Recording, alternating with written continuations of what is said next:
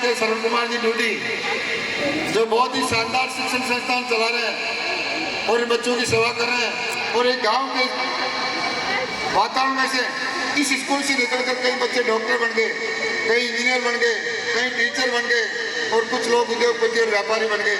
आप में से भी काफ़ी बच्चे व्यापारी बनेंगे, डॉक्टर बनेंगे। मैं आज कम से कम मेरे 3 स्कूल वार्षिक उत्सव है, लेकिन मैं वहाँ नहीं गया।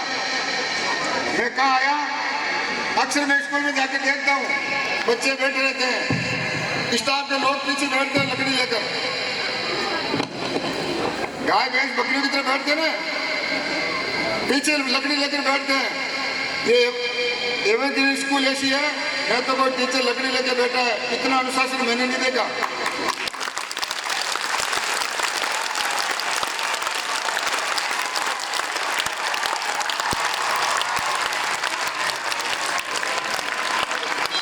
तीन घंटे से कार्यक्रम चल रहा है, बच्चे शांति से सुन रहे हैं। तो मैं तो कहता हूँ दूसरी स्कूलों से अलग है सीन, दूसरी स्कूलों से जिस स्कूल का अलग है सीन, उस स्कूल का नाम है एवरग्रीन।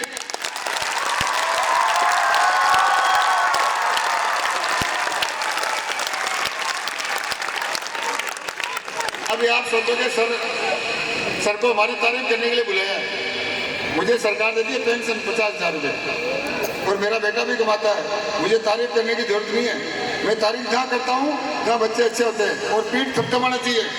अभी जिन बेटियों ने भी, सारी बेटियों ने पुरस्कार प्राप्त किया है, 96% बढ़े, उसको कोई शाबाशी नहीं देता या मंच पर सम्मानित नहीं करता तो उसका हौसला नहीं बढ़ता और दूसरे बच्चों को प्रेरणा नहीं मिलती। लेकिन मैं मेरे दिल की आवाज़ से बोल रहा हूँ, जिस स्कूल के बारे में मैंने सुना है, मैंने देखा है, तो मैं इस स्कूल के लिए कहूँगा कि फूल तो बहुत देखे, गुलाब जैसा नहीं, स्कूल तो बहुत देखे मगर एवरग्रीन जैसा नहीं।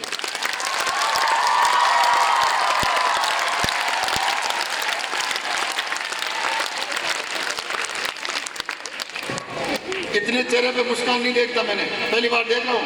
मैं अक्सर जाता हूँ, बच्चों के चेहरे उतरे हुए रहते हैं, पता नहीं भाई ठोक के बिठाया है, कैसे बिठाया है, खाना खाया, भूखे, इतने चेहरों के जो मुस्कान देख रहा हूँ। तो मैं आपके लिए कहूँगा कि सूर्य जैसी चमक चांद में नहीं, सूर्य जैसी चमक चांद में नहीं, एवरग्रीन स्कूल जैसे बच्चे पूरे हिंदुस्तान में नहीं।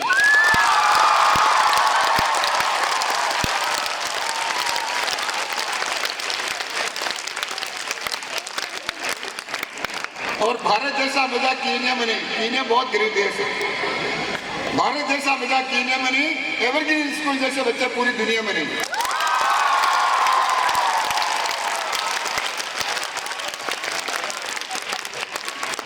अब की बार तो आपने फालतू तालियां बजा दी, आपकी शक्ल का बच्चा पूरी दुनिया में नहीं है।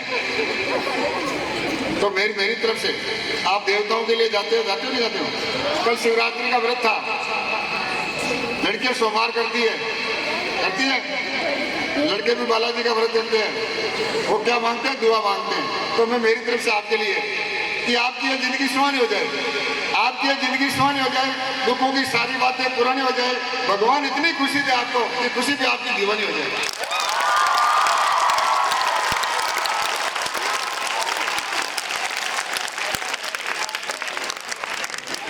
इतने अच्छे इतनी दुआएं तो आपके माता पिता भी नहीं देते हैं, लेकिन स्कूल से मुझे विशेष प्रेम है, इन बच्चों से विशेष प्रेम है। मैं जब आया ना, इतनी तालियां बजाई, मेरा दिल खुश हो गया। तो मैं आपके लिए कहूँगा कि चांद से प्यारी चांदनी और चांदनी से प्यारी रात, रात से प्यारी जिंदगी और जिंदगी से प्यारे आप।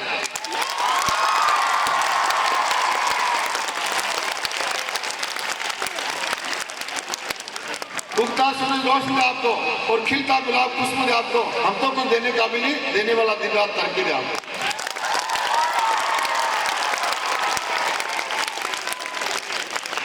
अच्छा काम करोगे तो यह पुरस्कार मिलेगा, अच्छा काम करोगे माता पिता आपका मान सम्मान करेंगे, अच्छी अच्छी चीजें दिलाएंगे।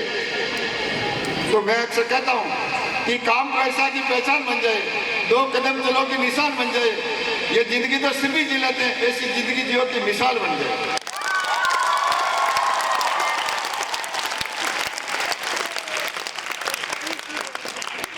अभी ज्यादातर बेटियां थी 96%, मैं किसी स्कूल में जाता हूँ सर, केवल मात्र 1-2 लड़की मिलती है, या तो 15-15, 90 से ज्यादा।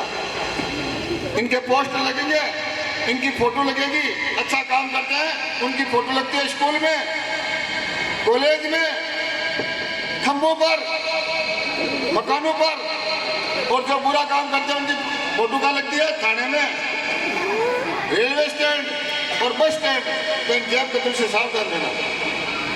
तो आपकी फोटो का लगानी है स्कूल में। तो अभी बेटियों ने बहुत सारा पुरस्कार प्राप्त किया, कम से कम 20 लड़कियां, 2 लड़के थे। ये हमारे लिए सोचने की बात है। हमारे जन्म पर थाली बजती है और बेटियों के जन्म पर लोग उदास हो जाते हैं। तो बेटा मैं कहता हूँ बेटियों के लिए कि कोई शायर बन जाए, कोई फकीर बन जाए, आपको देख के कुछ तस्वीर बन जाए, ना फूलों की जरूरत, ना कलियों की जरूरत, बेटी जहाँ कदम रखे वहाँ कश्मीर बन जाए।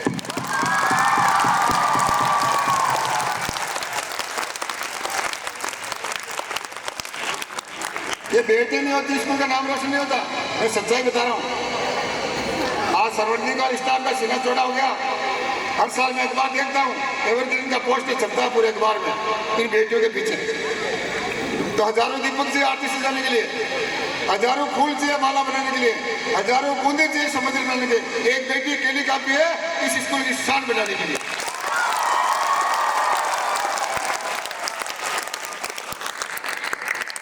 अभी ओलंपिक हुआ था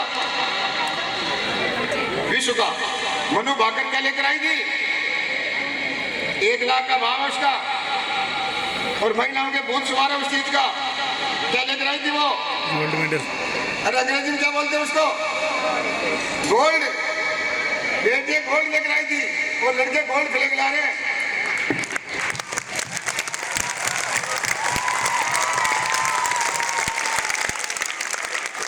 अक्सर मुझे लोग कहते हैं सर ये मेरा बेटा करना नहीं मानता, ये मेरा बेटा परेशान करता है। कल की घटना है, एक लड़के ने अपनी माँ से 3,000 रुपये उधार मांगे शराब पीने के लिए।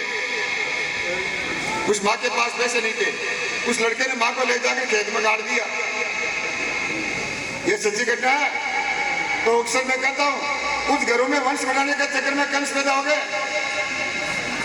और जिसके जन्म पर बचती है थाली, उनमें से कुछ लोग बढ़ाकर माता पिता को देते हैं गाली, कुछ लोग।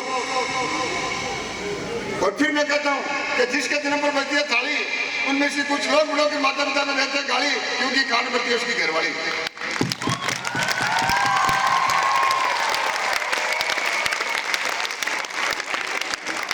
हमारा आदमी कभी माता पिता से लगवा क्या? नहीं हुआ।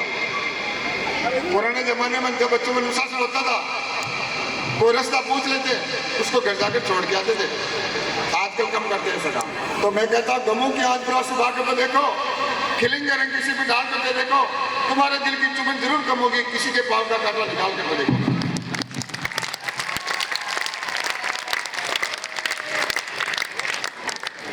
अभी मैं एक स्कूल में गया, मैंने बच्चों से कहा अपने माता पिता का नाम रोशन करो। बच्चे घर गए, दीवार पर माता पिता का नाम लिखा और एलईडी लाइट लगा दी। ऐसे नाम रोशन नहीं करना है, ऐसे पुरस्कार प्राप्त करना है, अच्छा काम करना है। तो मैं कहता हूँ सफलता उनको नहीं मिलती है, सफलता उनको मिलती है जो ठान लेते हैं और दूसरों की बात सुनते हैं उसको मान लेते हैं। समय सबको मिलता है, बुलंदी वही चुनते हैं जो वक्त को पहचान लेते हैं।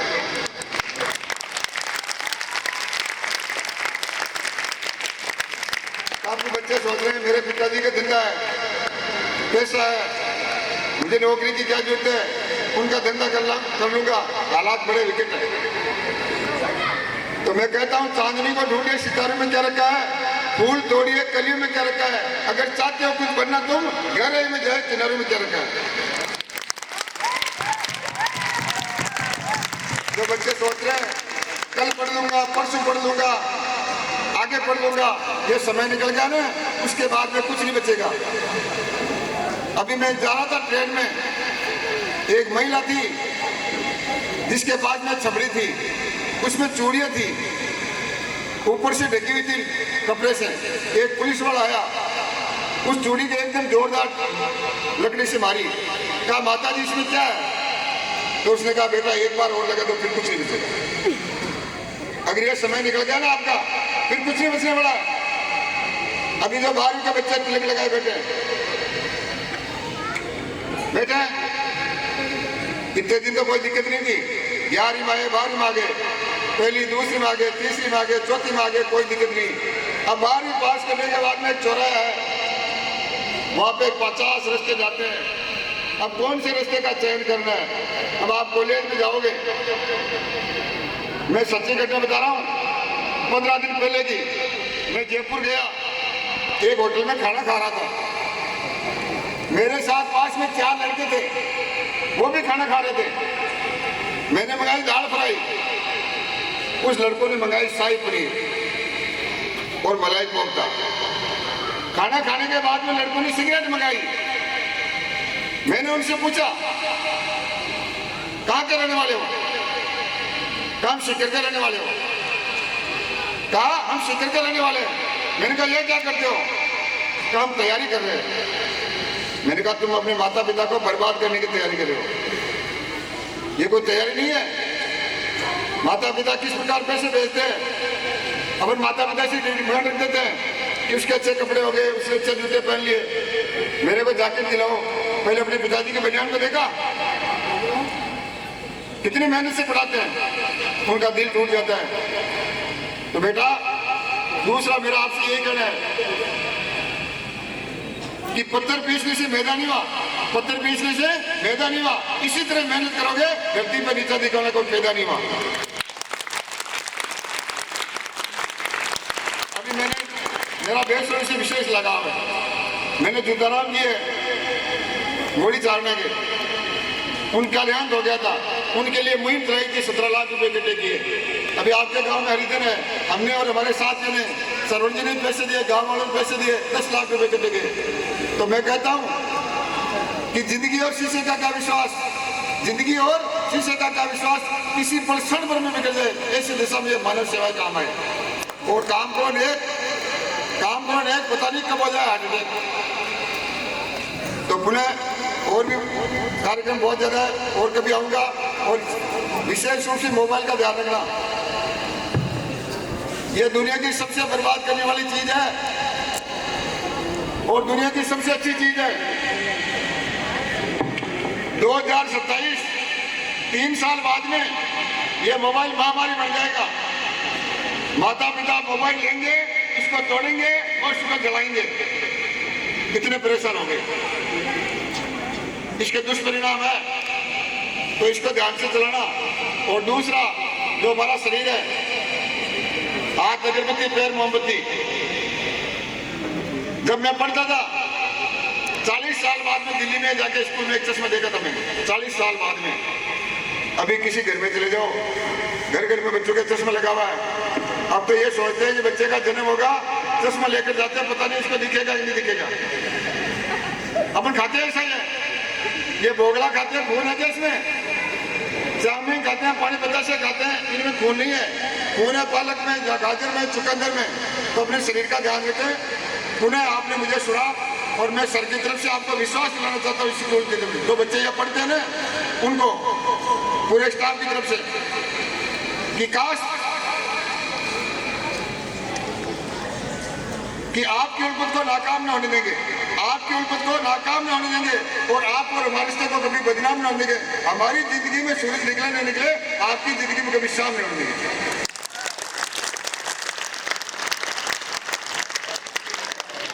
अंत में 2 मिनट की एक कहानी है, वो मैं सुनाऊंगा जरूर। उसके बाद में आपके कार्यक्रम है और आप हैं। बहुत ही पुराने जमाने की बात है। एक सेठ और मुनीम,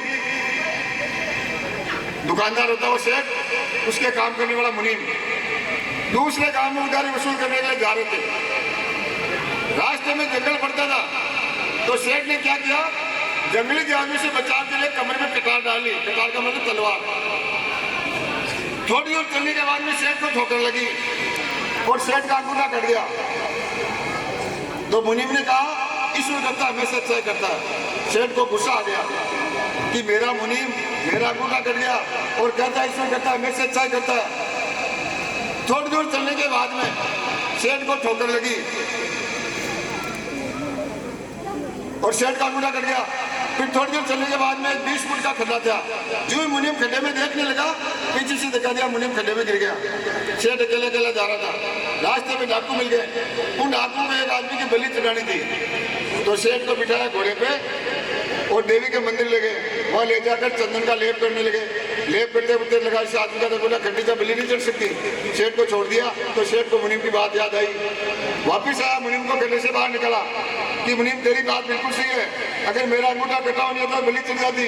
तो मुनीम ने कहा, सेठ जी आपने ठीक काम किया, अगर इस खड्डे में धक्का नहीं देते ना तो आपकी जगह बलि मेरी चढ़ जाती। तो सरवण जी ने अच्छा काम किया कि देशवाली गांव में स्कूल खोली। आज पूरे स्टाफ को नौकरी मिल रही है, गाड़ी वालों को नौकरी मिल रही है, आसपास के आपको पढ़ने के लिए जगह मिल रही है। तो पुनः अंत में यही कहूंगा मेरी तरफ से कि काश खुशियों की कोई दुकान होती जिसकी मुझे पहचान होती, भर देता आपकी झोली खुशी से, तो इसकी कीमत मेरी जान होती।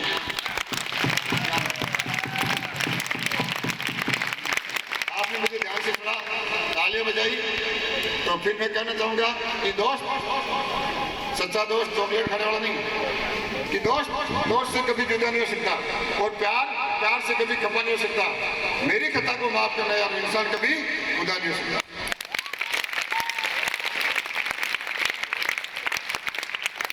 कॉलेज में जाने वाला सुन लेना, देश में भयंकर बेरोजगारी, आपके लिए लाइन है, बार कॉलेज में जाओगे।